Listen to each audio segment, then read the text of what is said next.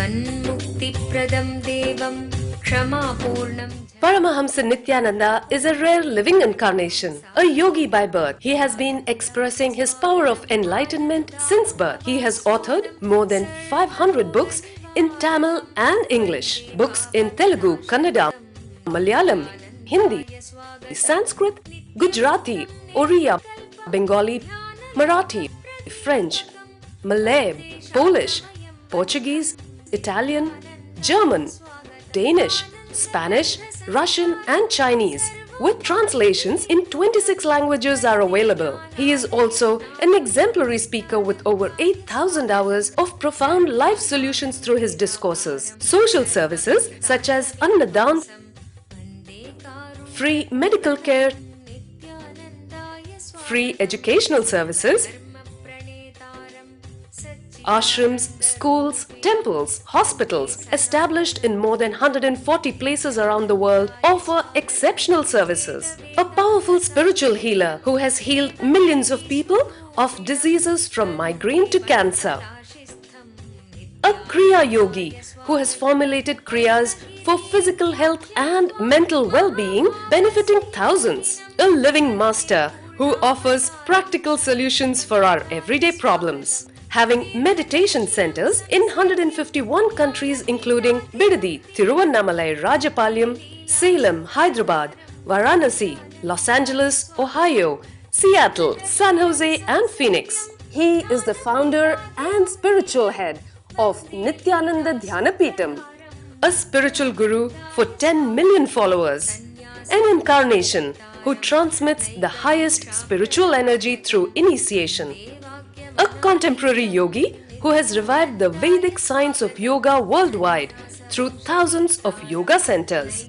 Adept in Ashtamahasiddhis, mystical yogic powers, he has effortlessly awakened the Kundalini of thousands, gracing them with spiritual powers. A spiritual powerhouse who has revived the sacred Vedic tradition by establishing Vedic temples worldwide in places like Los Angeles, San Jose, Seattle, Toronto, Ohio, Oklahoma, Phoenix, St. Louis, Malaysia, Brazil, Paris, Guadeloupe, Dallas, New York, New Jersey, Atlanta, Calgary, Vancouver, Singapore, and places like Bangalore, Hyderabad and Tiruvannamalai in India. A dynamic young guru who is an inspiration to thousands of youngsters. India's most watched spiritual guru online. A beacon of spiritual light who has triumphed over the forces of religious terrorism and political persecution. Paramahamsa Nityananda is an eternal Kalpataru, blessing the world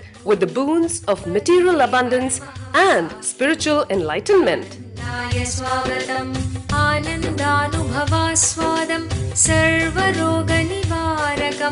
वन्दे पापविनाशक्तं नित्यानन्दाय स्वागतं नित्यमुक्तं निर्विकल्पं ध्यानलोकप्रदीपकं वन्दे शान्तमयं बन्धं नित्यानन्दाय स्वागतम् आनन्दगन्धसञ्चारं सर्वोपाधिविनिर्मुक्तं वन्दे ज्ञानालयं नाथं नित्यानन्दाय स्वागतम्.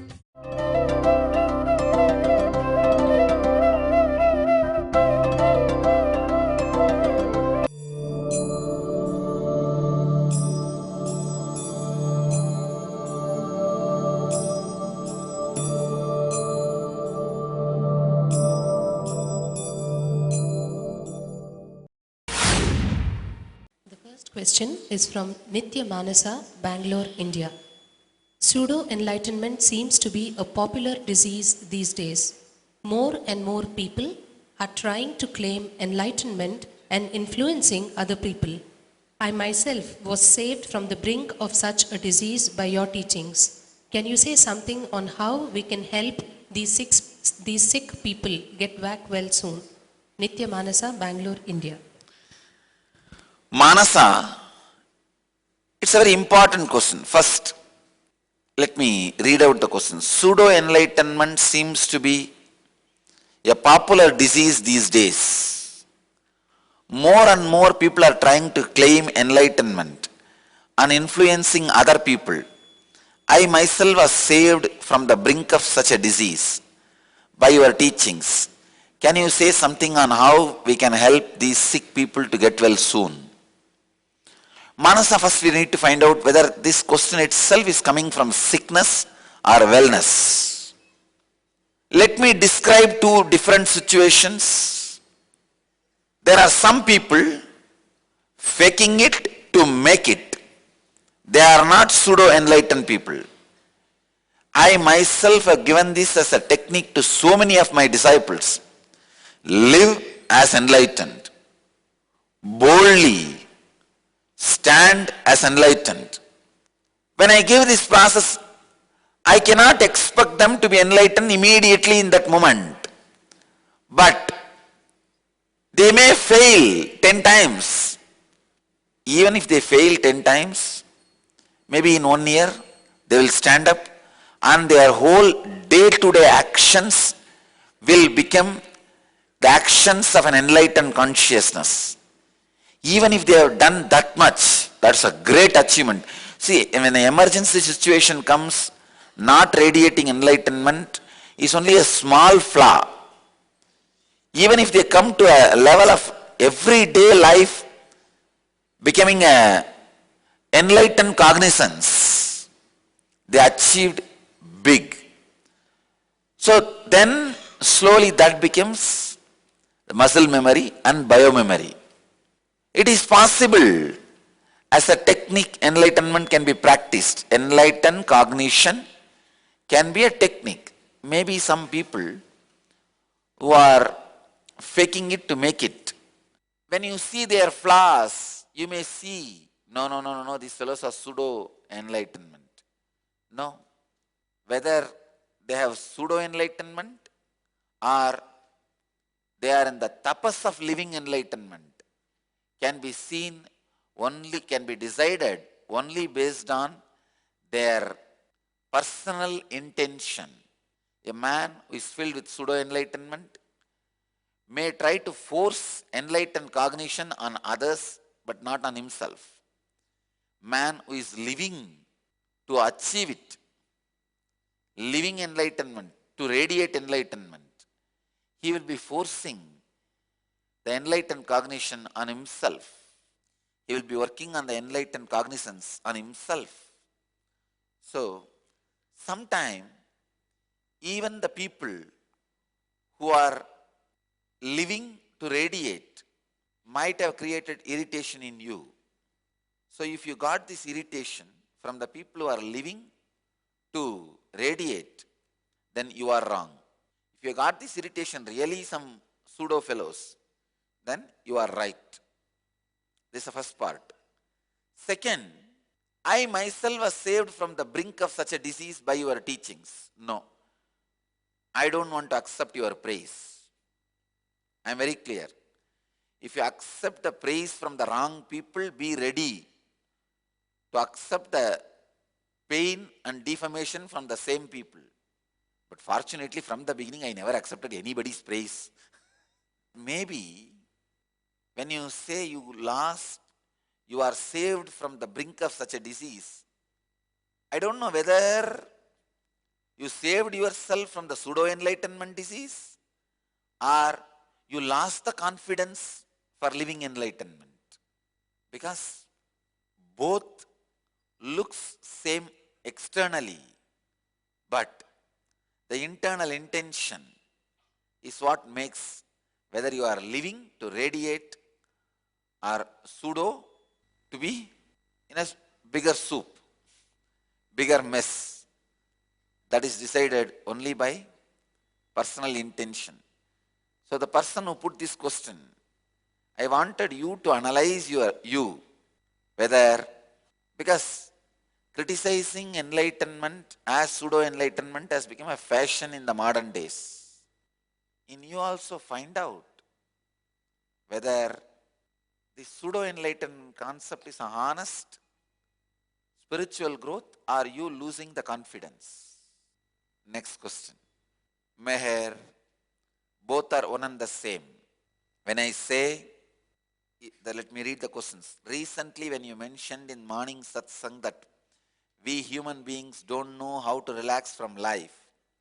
You explained with the story of Yayati. Yesterday you asked us to keep taking decisions and exhaust ourselves with action. I am confused, Swamiji.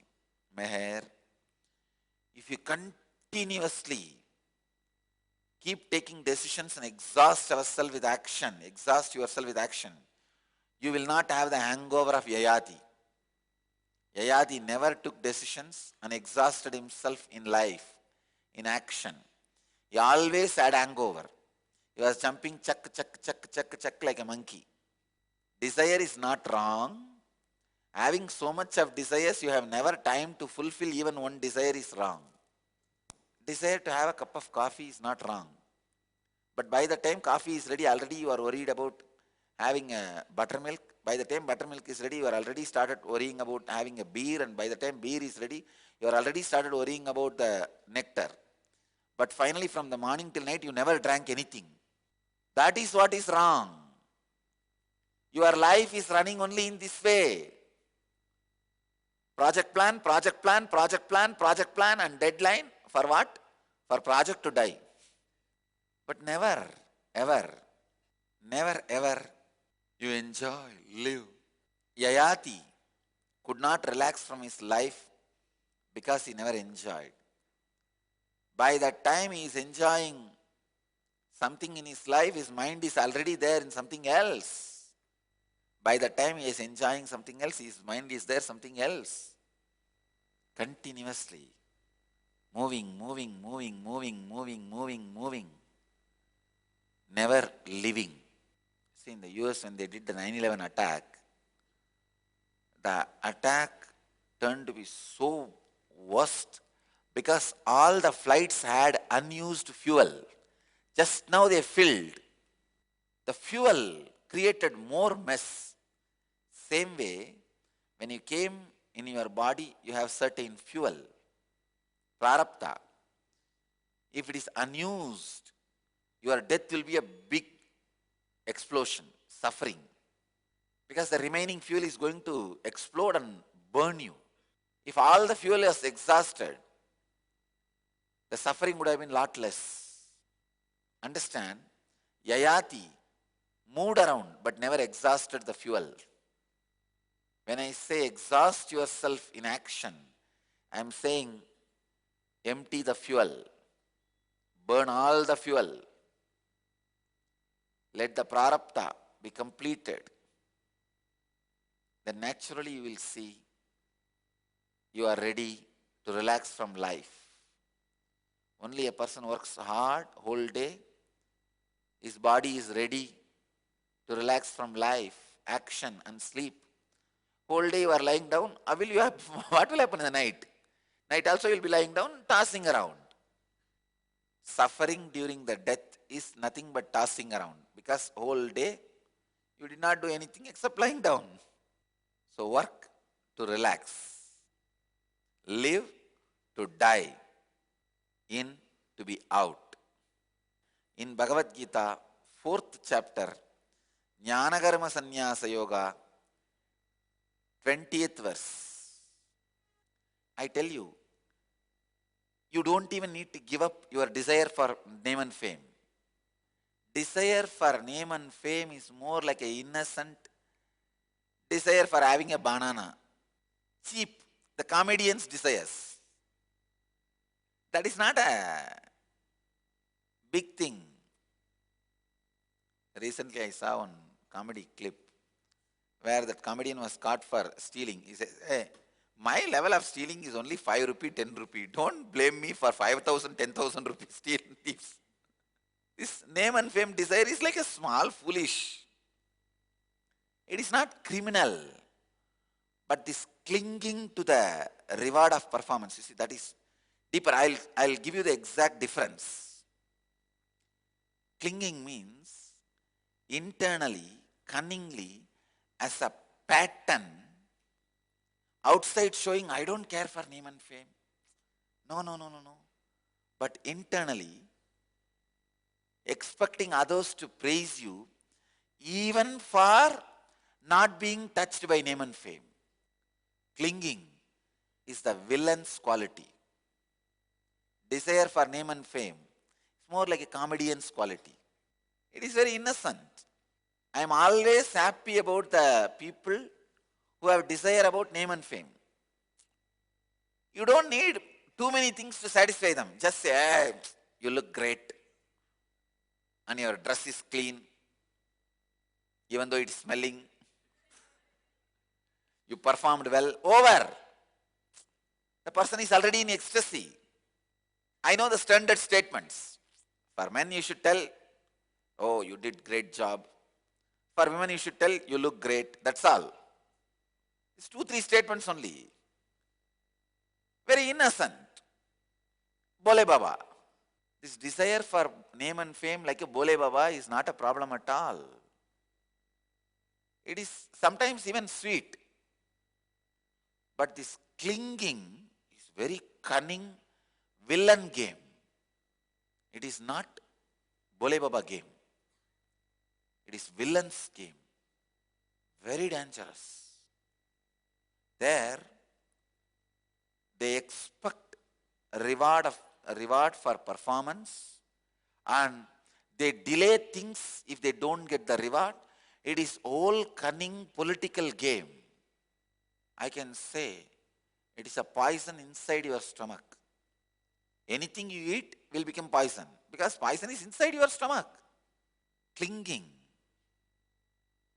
Actually, I can say clinging is the biomemory version of strong desire for name and fame. Makes your whole life sick and makes all the people around you sick. Only when you give up the clinging for the reward of performance, you are in constant satisfaction.